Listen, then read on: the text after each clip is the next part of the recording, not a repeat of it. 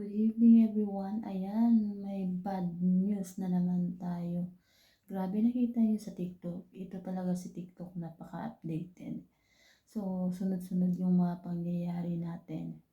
So, nung una, yung Pinay sa Kuwait na siya, na napatay na yung bata na alaga na 18 months old.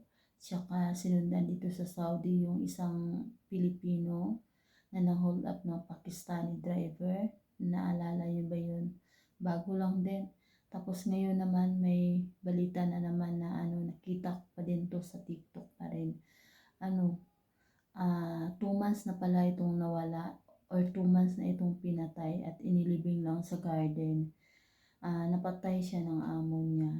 Kasambahay niya, pinatay niya at saka inilibing sa garden. Ang sabi doon is, aksidente lang daw na napatay na yung katulong niya. So, to sa Kuwait to nangyayari, sa Jahara.